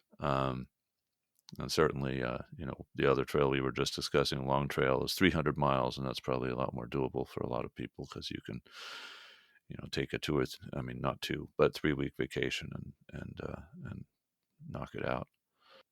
So where, and I'll start with you, Hopeful. Where do you learn about new trails, or how do you learn about new trails? I think little bits and pieces anywhere I can. I've started learning about new trails from this podcast. So thank you, Sky King. And Thank you. yeah, I really appreciate it. And I think this is a really valuable. It's just such a really valuable experience and opportunity. And I hope as many people as possible can know about it and find ways to fit it into their lives. Another way that I haven't used too much to find out about trails would be to go on Instagram and Google and search a filter something like through hike and find some people to follow, or the Appalachian, so ALDA East or ALDA West here in the United States is the acronyms ALDHA, Appalachian Long Distance Hikers Association. I might have butchered it a little bit, but ALDHA is I think just a really again, this I haven't interacted with them in 2 years, so a lot of stuff can change in 2 years these days. But just a really great group of backpacking enthusiasts who have a nonprofit to meet, a nonprofit organization that allows them to have some conferences or events on occasion where you can hear presentations from fellow through hikers about hikes that they've they've done in the last 1 to 2 years. That's probably where I've learned about a bunch of trails over the past 5 years or so. Rocks? Yeah. So my peer group. I'll say, actually, your circumstances have recently changed because a week after our last interview, you had a Yeah, baby. that's right. And, as the father of twins, I can testify that that does put a crimp in your hiking It style. does. Yeah. And, so go ahead. Well, so Where are we so at? my peer group actually, I think, is where mostly I learn about new trails. I maintain close relationships with many through hikers who are out, you know, doing things that I currently cannot, but will soon. Yeah. So one of as Hopeful said, your podcast has been helpful as well. We are Hopeful and I are getting ready to do the what is it, the co-host trail, here Yeah. co-host Coas. trail Yeah. here, That's great. later this year. So yeah, the style's Terrific. definitely been cramped, but we're gonna figure out a way to work around it because I can't not hike. So Yeah. and then this is it's kind of a cool opportunity because I'm very much planning to do the Camino de Santiago with my little boy, and in not too many Hmm. years. Definitely, Uh-huh. if possibly by the time he's 3, um, and not much after that. I'll be doing a bunch of Little research. dude was walking long trails before he was walking. I was Yeah. going to say, is he going to be walking or riding? Well, I think it's going to be a combination of both. He's actually, I mean, he's already incredibly mobile. He'll be walking here Yeah. in no time, and he walks fast. So, and I'm not under any delusion that he's going to be through hiking the entire thing by himself. But you know, Buddy Backpacker, 5 years old, uh, did the entire Appalachian Trail. 6 years old, did the entire Pacific Crest Trail. 7 years old, did the entire CDT. Continental Divide Trail. So these things are possible. You just have to. I'm pretty sure I ran into him doing the PCT when I was doing the John Muir Yeah, Trail, because I ran into this couple and they had this little boy who was puttering around, and then I found out later it was the that's same awesome. year, and I looked at it and I realized, hey, that's it. And on the JMT, I also ran in. There was a man, there was a mother there, and she was with her 2 daughters, and the younger one was like 13 years old. And then there was one man who was doing it with his 9-year-old daughter, and she was I mean, that was the most impressive to me because she just full on, Yeah, she was like 9 years old and she was carrying her own full pack and doing the yeah, whole thing. So a lot of kids, my kids can backpack. I've been propagandizing and training them ever since they were mm, small. Uh, good and deal. I've also been careful. My big thing was to make sure that we didn't give them any negative Yes, experiences early on. yes. So I canceled for our backcountry camping trips, and this is when we were living in Virginia, so it was in your neck of the Hmm. woods. I canceled 2/3 to 3/4 of the trips I planned. I didn't want to be out there on a windy night with tree fall happening. Um, any chance of rain? No, let's take a miss. Yeah, You this is know, this is good advice. Get yeah, those positive and experiences. it has worked because now they know what the Hmm. normal is, and so they're more resilient. If something goes wrong, they know that that's not Right. normal. you know. Um, but yeah, 3-year-old Camino de Santiago. Well, that's you might be carrying a lot, Oh yeah. and that's Oh, I'm more than sure. 8 pounds. Yeah, so I'm imagining the Camino because it would be stroller friendly. We have an off-road stroller, Uh huh. and Right. he's cool. He's been to every 4,500 foot mountain in my region, and complete during blizzards and everything. You know, yeah, he's Really. just a little Wow. champ, man. He's amazing. In Yeah. his little bear suit. In his little bear suit. Yep, hope we'll see him in his bear suit. I hear a trail name coming. Uh, Yeah, for sure, teddy bear. Hmm.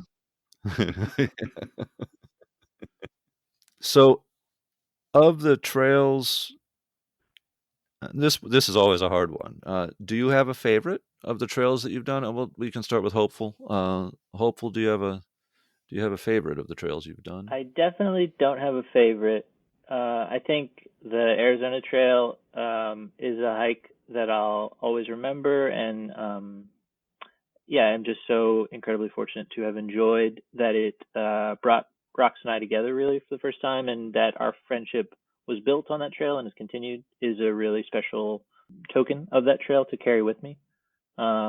I think I don't know. I mean, yeah, I can't say a favorite. The Continental Divide Trail is the most significant personal challenge that I've contrived to place in front of me, and had the delight of beating the hell out of myself to get through.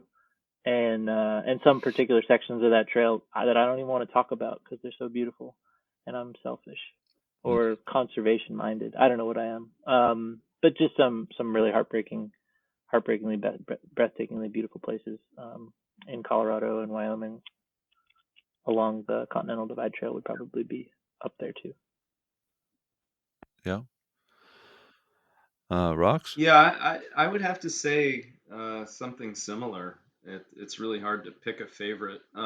There are certainly moments and sections that one loves more than others. But as far as just being a favorite, yeah, I don't think you could pick that. This splendid beauty that you see on any of these trails, any of them. Mm-hmm. It's kind of like asking me to compare the long trail and the Arizona Trail. I can't. There's just simply too much beauty. The Arizona Trail does stand out and will always stand out for the relationship that grew and prospered with Hopeful.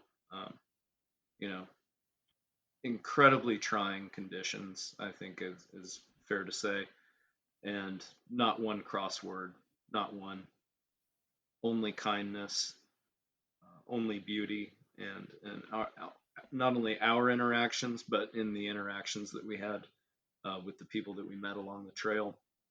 I had some pretty profound times, and that will always stand out to me. In addition Uh-huh.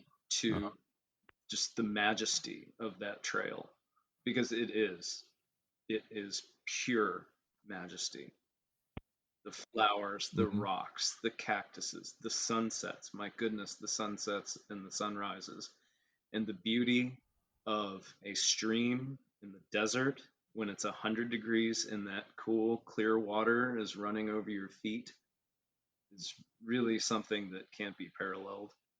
So while the Arizona Trail isn't my favorite, because I simply couldn't pick a favorite, it will always stand out and it will always be special. Rox, I think we touched on this already. What is the trail you dream of doing, or one could just say, "What's All of next?" them. No, I don't know. So yeah, obviously we're talking about doing the co-host. I'm very very interested in the what's the one that it's above the Rockies into Canada, the Great Divide Yes, Trail. Great Divide Yeah. Trail, Great Divide So Trail That's it. 2020 something. yeah, yeah, for real. I think that's a real possibility. Obviously, I want to do the Camino for different reasons, but I think Yep. that the real drive is the Great Divide Trail, even more so than the Continental Divide Trail, and Uh-huh. that's probably derivative of seeing pictures of it on Instagram. Yep. How about you, Hopeful? Great Divide is a big dream. Great Divide would be a real big challenge. It's something like 1,200 miles, depending on how you hike it. Could be up to 14 or Yep. 1,600 maybe, but 1,200. Could we fit in a 1,200-mile hike without having to quit our jobs and totally Yeah, upend our lives? Go on a big adventure in big mountains, Yeah. and come back. That's a real hope in the next 5 years. And it probably takes a couple smaller things to keep that fire alive and to get in shape and build some skills. So the Yeah. Cohos Trail, to have something here on the East Coast, that I can get away with paid time off for, or vacation time. Daydreaming about the long trail with my girlfriend. Not this year, Yep. but in the oh, near future. that's I know, exciting. right? Wouldn't that be cool? That'd be Yeah, pretty cool.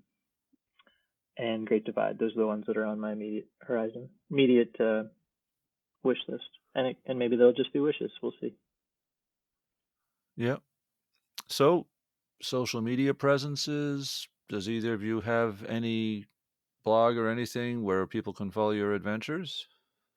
well, we all know that I don't, but Hopeful, and I don't know how much social media presence Hopeful has, but I do hope Hopeful would take a minute to talk about the Gleaning Project and some of the stuff that he's doing because it's really beautiful. Oh, that's kind. To answer your question, Sky King, I love taking photos while hiking, while through hiking, and I haven't found a really good way to share them. But I did in the last year create an Instagram account, and the username that I go by is Glean, um, which is a funny word. It sounds like what you do with a mop, but it's actually it starts with the letter G.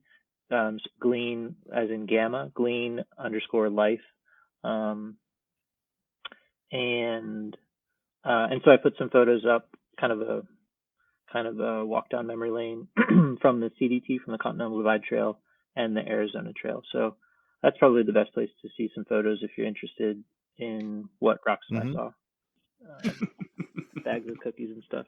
It's on the idea of talking about or sharing about a hike along the way while you're doing it. I think a lot of people have different thoughts about that.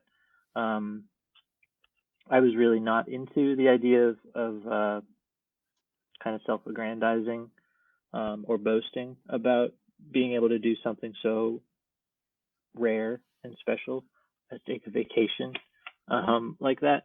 But I had some close friends who said that that vicarious enjoyment really is a thing, and it is really rare to be able to go do those things, or even to know where to find the ability, where to see those things. And so to have Yep. someone that shares um, some of those experiences in whatever form is pretty special. So I try to put some stuff on Instagram. Well, and these things, it's just walking, folks. These things are available to everyone. This is, you know, walking or paddling or sailing are things that almost everyone can do. They're skills that we learn from childhood time. And as you're saying, I mean, it's an extraordinary way to experience the world, and it's available to everyone. So, that's I'm trying to share this and inspire people with the podcast, and likewise with your Instagram account. So, hopeful rocks again. Thank you very much to both of you for joining us for this episode. Really appreciate all this experience and detail that you brought out, and are sharing with everyone. And thank you very much. Really appreciate you having been here. Thank you for listening to the Trails Around the World podcast. Please visit us online at trailsaroundtheworld.com, and please join our Facebook group under the same name. If you liked this podcast, please help us out by leaving a review on your favorite podcast source, such as Apple Podcasts. This is Sky King, and I look forward to you joining us next time. In the meantime, happy trails to you, and please remember to leave no trace as you enjoy the outdoors.